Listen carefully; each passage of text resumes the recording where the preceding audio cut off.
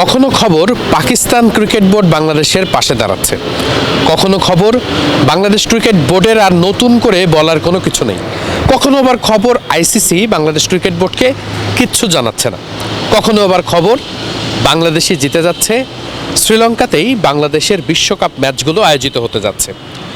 প্রত্যেকটা দিন যেন এমন 3-4টা রকমের খবর সবাইকে বিভ্রান্ত করছে, আমরাও বিভ্রান্ত হচ্ছি। কারণ কোনো কিছুই অফিসিয়াল চ্যানেলে আসছে না, না আইসিসি, না বিসিবি, না বিসিসিআই, কেউই কোনো কিছু অফিসিয়ালি বলছে না। যত খবর আসছে সেগুলো কখনো কখনো পাকিস্তানি কোনো গণমাধ্যম কিংবা ভারতীয় গণমাধ্যমের মাধ্যমে আমরা জানতে পারছি, কিন্তু বাস্তবিক অর্থে বিশ্বকাপ প্রশ্নে বাংলাদেশের অবস্থানটা এখন ঠিক কোথায়? বিশ্বকাপ নিয়ে আসলে এই মুহূর্তে খুব বেশি সময় বাকি নেই।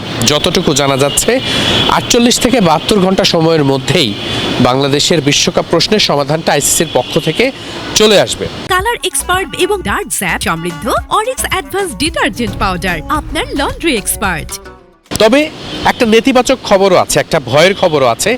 সেটি হচ্ছে যে আইসিসি বাংলাদেশের বিকল্প হিসেবে স্কটল্যান্ডকে তারা প্রস্তুত রাখছে। অর্থাৎ বাংলাদেশ যদি আইসিসির যে সত্ত্ব থাকবে, অর্থাৎ এরপরে আইসিসি যখন বাংলাদেশকে একটা বিবৃতি দেবে, কারণ আইসিসি লাস্ট যে 2বার মিটিং করেছে বাংলাদেশের সাথে, সেখানে কিন্তু আইসিসি বাংলাদেশকে কোনো সিদ্ধান্ত দেয়নি, বরং আইসিসি বাংলাদেশকে অনুরোধই করেছে। প্রথমবার অনলাইন যখন বৈঠক হয়েছে তখনও আইসিসি বাংলাদেশকে অনুরোধ করেছে, দ্বিতীয়বার যখন বাংলাদেশে এসছে তারা, সেখানেও তারা বাংলাদেশকে ওই আগের সূচিতে খেলারই অনুরোধ জানিয়েছে। কিন্তু আইসিসি বাংলাদেশের কাছ থেকে ব্যাখ্যা নিয়েছে, বাংলাদেশের প্রস্তাব শুনেছে, কিন্তু আইসিসি বাংলাদেশকে কোনো নতুন শর্ত দেয়নি। কিন্তু এইবার যখন আইসিসি শেষ বক্তব্যটা দেবে বা আইসিসি নিজেদের সমাধানটা জানাবে, তখন আসলে আইসিসির যে শর্ত থাকবে সেই শর্ত যদি বাংলাদেশ মানতে পারে তাহলে বাংলাদেশ বিশ্বকাপে অংশগ্রহণ করবে, আর যদি বাংলাদেশ মানতে না পারে তাহলে বাংলাদেশকে রিপ্লেস করে অন্য একটা দলকে আইসিসি এই বিশ্বকাপে অন্তর্ভুক্ত করবে। এবং অন্য কোন দলকে এই অংশগ্রহণে বিশ্বকাপে নেওয়া হবে সে ব্যাপারে স্কটল্যান্ডের নাম শোনা যাচ্ছে।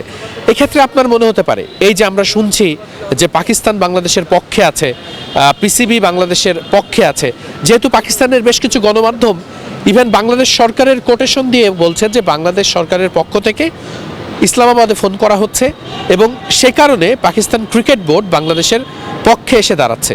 কিন্তু ব্যাপারটা বাস্তবিক অর্থে অফিসিয়াল কোনো চ্যানেলেই এমন কোনো বক্তব্যের সত্যতা পাওয়া যাচ্ছে না, কারণ আইসিসির কাছে পিসিবি বাংলাদেশের বিশ্বকাপ সংক্রান্ত কোনো বিবৃতি কোনো কিছুই দেয়নি বা কোনো কনসার্নও প্রকাশ করেনি। যতটুকুই যা শোনা যাচ্ছে সেগুলো শেষ পর্যন্ত আসলে খুব একটা সময় বাকি নেই, কারণ আজকে 18 তারিখ শেষ হয়ে যাচ্ছে, আমি যখন কথা বলছি রাত 12টা পার হলে 19 তারিখও হয়ে যাবে। 21 থেকে 22 তারিখের পর থেকে কিন্তু বিশ্বকাপ সংক্রান্ত সব ধরনের কার্যক্রম শুরু হয়ে যাবে। তাই আগামী 72 ঘন্টার মধ্যেই যতটুকু বোঝা যাচ্ছে যে এই বিশ্বকাপে যাত্রা সম্পর্কিত বাংলাদেশের শেষ যে ফলাফল সেটি পাওয়া যাবে। সেক্ষেত্রে বাংলাদেশকে বিশ্বকাপে কোথায় অংশগ্রহণ করতে হবে, অর্থাৎ সেটি ভারতে গিয়ে নাকি শ্রীলঙ্কায় গিয়ে, এই সম্পর্কে আইসিসির ফাইনাল ডিসিশনটা জানা যাবে। তবে এই যে পাকিস্তান বাংলাদেশের পক্ষে থাকবে বা বাংলাদেশ নিশ্চিতভাবেই শ্রীলঙ্কায় যাচ্ছে, বাংলাদেশ জিতে যাচ্ছে, এই যে খুব পজিটিভ খবরগুলো সেটি যে শেষ পর্যন্ত আস্তে আস্তে ফিকে হয়ে যাচ্ছে, সেটার একটা বড় উদাহরণ থেকেও নতুন করে বলার মতো কোনো অপশন নেই। একটা অপশন যেটা ছিল যে আয়ারল্যান্ডের সঙ্গে বাংলাদেশকে সোয়াপ করা, অর্থাৎ আয়ারল্যান্ডের গ্রুপে বাংলাদেশ চলে যাবে, আয়ারল্যান্ড বাংলাদেশের গ্রুপে চলে আসবে। সেক্ষেত্রে আবার আয়ারল্যান্ড যদি রাজি না থাকে সেটিও সম্ভব নয়। এখন পর্যন্ত ক্রিকেট আয়ারল্যান্ড যতটুকু গণমাধ্যমের মারফত জানা গেছে যে ক্রিকেট আয়ারল্যান্ড সেক্ষেত্রে রাজি না, তাহলে আসলে সমাধানের আর কোনো রাস্তা তো খোলা থাকছে না। এবং যদি দৃশ্যমান কোনো সমাধানের রাস্তা খোলা না থাকে, সেক্ষেত্রে বাংলাদেশের শ্রীলঙ্কার মাটিতে গিয়ে বিশ্বকাপ খেলার যে ন্যূনতম সম্ভাবনার জায়গাটা সেটা একেবারে ফিকে হবার পথে। এবং যেহেতু খুব হাতে সময়ও বাকি নেই, বিশ্বকাপের এই আয়োজন থেকে শুরু করে লজিস্টিক সব কিছুর যে একটা সেট আপ করা, সেটা তো নতুন করে আর ঠিকঠাক করার সুযোগও নেই। সেই জায়গাটাতে আসলে বাংলাদেশের বিশ্বকাপে অংশগ্রহণ হয় বাংলাদেশকে যেতে হবে, অথবা বাংলাদেশকে এই বিশ্বকাপ না খেলে বাংলাদেশকে এই বিশ্বকাপ থেকে নিজেদেরকে সরিয়ে নিতে হবে। এছাড়া আর কোনো পথ খোলা থাকছে না। তবে একটা শঙ্কার জায়গা যেটি আসলে বলা যেতেই পারে এই মুহূর্তে, যে বাংলাদেশ যদি এই বিশ্বকাপে অংশগ্রহণ না করে সেটি ভবিষ্যতে বাংলাদেশ ক্রিকেটের জন্য কেমন নেতিবাচক প্রভাব ফেলবে, এটিও কিন্তু চিন্তার কারণ। কারণ আমরা জানি যে এই 2026 2026 সালেই বাংলাদেশের অনেক হোম সিরিজ আছে এবং এই হোম সিরিজের সাথে 2027 ওয়ানডে বিশ্বকাপে কোয়ালিফায়ারের সম্পর্কও আছে এবং ইতিমধ্যেই ভারত কিন্তু জানিয়ে দিয়েছে যে নিরাপত্তাজনিত কারণে বাংলাদেশের এই বছরের ওয়ানডে সিরিজে তারা খেলতে আসবে কিনা সেটি এখনও নিশ্চিত না।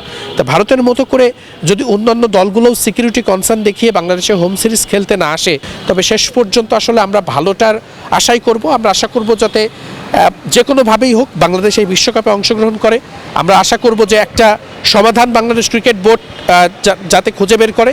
আমরা জানি যে বাংলাদেশ ক্রিকেট বোর্ডের যারা ম্যানেজমেন্ট রয়েছেন, বিসিবির সভাপতি আমিনুল ইসলাম বুলবুল থেকে শুরু করে তারা খুবই চেষ্টা করছেন, তারা রাত দিন চেষ্টা করে যাচ্ছেন যাতে বিশ্বকাপের প্রশ্নে এই সমাধানটা বাংলাদেশ দল করতে পারে, বাংলাদেশ পেতে পারে এবং যাতে বাংলাদেশ বিশ্বকাপে অংশগ্রহণ করতে পারে। মিরপুর শেরেবাংলা জাতীয় ক্রিকেট স্টেডিয়াম থেকে ওয়াহিদ মুরাদ, মিডফিল্ড।